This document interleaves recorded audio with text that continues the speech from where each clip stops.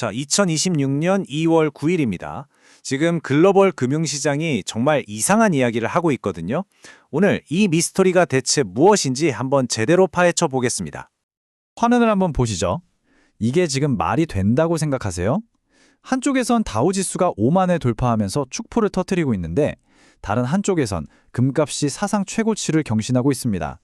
이건 마치 한 집에선 인생 최대의 파티다 외치면서 바로 옆집에선 곧 세상이 끝날지 몰라 하면서 비상식량에 쌓아두는 것과 똑같은 상황이거든요.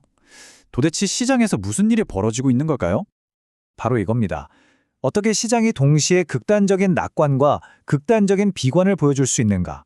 이게 오늘 우리가 풀어야 할 가장 큰 숙제입니다. 저희가 분석한 자료에서는 이 현상을 아주 멋진 이름으로 부르더군요. 바로 거대한 분기점, The Great Bifurcation입니다. 그래서 오늘 우리가 할 일은 이겁니다. 먼저 이 역설의 본질을 파헤쳐 보고요. 이걸 4가지 다른 관점으로 분석해 볼 겁니다. 그리고 나서 AI의 미래와 글로벌 시장 전망, 마지막으로 이 분기점에서 어떻게 대응해야 할지 전략까지 쭉 훑어보겠습니다. 자, 그럼 바로 시작해 볼까요? 자, 그럼 시장의 논리를 풀어줄 4가지 렌즈, 그 첫 번째부터 한번 들여다보겠습니다. 첫 번째 렌즈는 이름이 좀 재밌습니다. 집단 어리석음. 이게 뭐냐면요. 똑똑한 사람들이 모여서 각자 자기 파티에서 효율성만 극대화하다 보니까 정작 시스템 전체는 망가지는 현상을 말하는 거예요. 지금 시장이 딱 그렇죠. 기업들 실적은 사상 최고라는데 왜 우리 일자리는 이렇게 불안할까요? 바로 이 개념으로 설명이 가능합니다. 실제 사례를 보면 바로 와닿으실 겁니다. 타겟 같은 대형 유통업체는 비용 줄인다고 500명을 내보내고 BNY 멜론 같은 금융회사는 아예 디지털 직원, 그러니까 알고리즘을 채용합니다. 결과는 뭘까요? 네, 아주 명확하죠. 기업은 돈방석에 앉는데 사람들은 일자리를 잃는 겁니다. 완전히 다른 두 개의 경제가 한 나라 안에서 동시에 돌아가고 있는 거죠. 자, 그럼 다시 처음 질문으로 돌아와서 사람들은 왜 미친 듯이 주식을 사면서 동시에 금을 사재기 하는 걸까요? 이 모순, 두 번째 렌즈인 시간선호 이론을 보면 실마리가 보입니다. 이 문장이 진짜 핵심을 꿰뚫고 있어요. 알파벳이 100년짜리 채공을 발행했다? 이건 100년 뒤에도 달러는 안전할 거야 라는 믿음의 돈을 거는 거잖아요. 그런데 시장의 다른 한쪽에서는 뭐라고 답하나요? 웃기지 마 하면서 온스당 5,070달러의 금을 사들이는 겁니다. 이건 종잇돈, 즉 달러의 미래를 전혀 믿지 못하겠다는 강력한 외침이죠. 지금 시장은 이 두 개의 완전히 다른 믿음이 정면으로 충돌하는 전쟁터나 마찬가지입니다. 세 번째 렌즈는 제도 경제학입니다. 말이 좀 어려운데 쉽게 말해서 그래서 그 돈 누가 다 버는데? 라는 질문에 대한 답을 찾는 거예요. AI라는 엄청난 기술이 나왔는데 그 혜택이 과연 모두에게 공평하게 돌아가고 있을까요? 보세요. 오픈 AI 같은 몇몇 거대 기업이 불을 독식하고 기술 엘리트들은 계속 스캔들에 휩싸이고 이러면 사람들이 과연 이 시스템을 믿을 수 있을까요? 바로 이럴 때 제도가 무너지는 겁니다. 제도가 제대로 작동하지 않으면 AI 같은 혁신 기술은 결국 모두를 위한 선물이 아니라 소수만을 위한 잔치가 되고 마는 거죠. 나머지는 그냥 들러리가 되는 거고요. 자, 이제 마지막 4번째 렌즈입니다. 주기 이론. 우리가 늘 하는 말이 있잖아요. 역사는 반복된다. 바로 그겁니다. 지금 우리가 겪는 이 혼란이 과연 처음 있는 일일까? 아니면 거대한 주기의 어느 한 지점일까? 이걸 보여주는 렌즈죠. 2008년 금융위기 기억하시죠? 그때로부터 벌써 18년 가까이 지났습니다. 주기 이론에서 말하는 18.6년 주기 거의 끝에 다다랐다는 거죠. 지금 3조 달러에 달하는 3호 신용시장이 시한폭탄 같다는 얘기가 나오는 게 결코 우연이 아닙니다. 이 말도 안 되는 낙관론과 공포가 뒤섞인 지금이 어쩌면 이 거대한 주기의 마지막 춤일지도 모른다는 거죠. 자, 그럼 이 4가지 렌즈를 가지고 2026년 남은 기간 시장이 어떻게 흘러갈지 한번 그려보겠습니다. 좋습니다. 이제 분석 도구는 다 갖춰졌어요. 그럼 본론으로 들어가서 가장 큰 질문에 답해봅시다. 지금 이 AI 열풍 진짜 붐일까요? 아니면 곧 터져버릴 버블일까요? 이 차트가 모든 걸 말해줍니다. 정말 충격적이죠? 한쪽에선 데이터브릭스 같은 AI 기업 가치가 1,340억 달러까지 치솟는데 다른 한쪽에선 청년 실업률이 10%에 육박하고 있어요. 이게 바로 생산성의 요새와 소비의 사막입니다.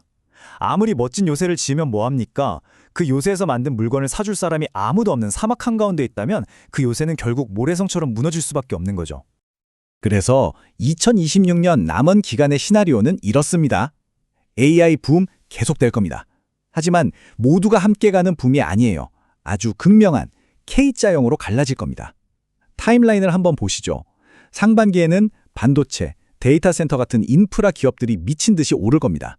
이게 K의 위로 뻗는 가지예요.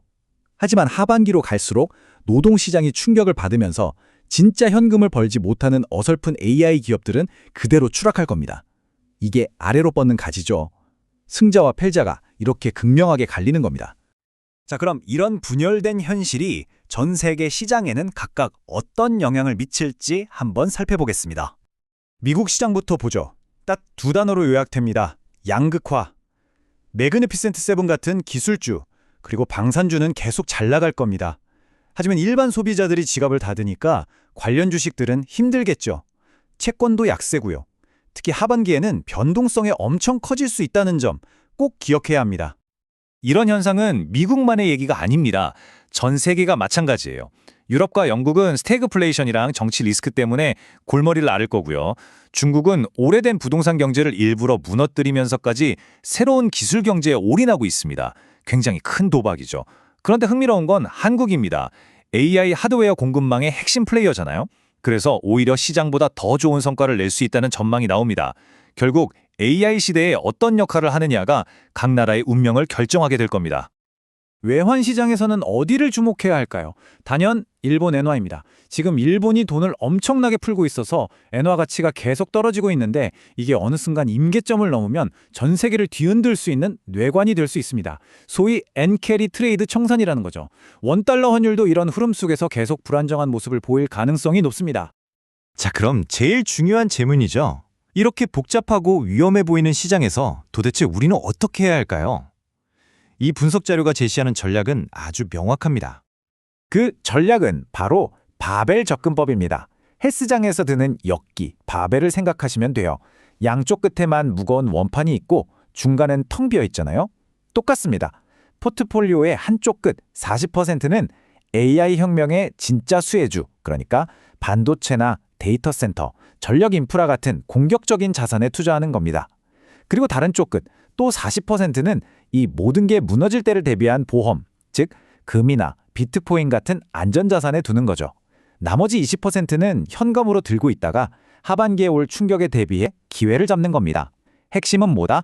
어중간한 중간은 피하는 겁니다. 마지막 문장이 참 인상적입니다. 우리는 월스트리트 왈츠의 마지막 장에 서 있다. 아직 음악은 나오고 있습니다. 그러니 춤을 춰도 좋습니다. 하지만 음악이 언제 멈출지 모르니 출구가 어디 있는지는 항상 확인하고 있어야 한다는 거죠. 자, 여러분. 음악이 서서히 잦아들 때 여러분은 어디를 보고 계실 건가요?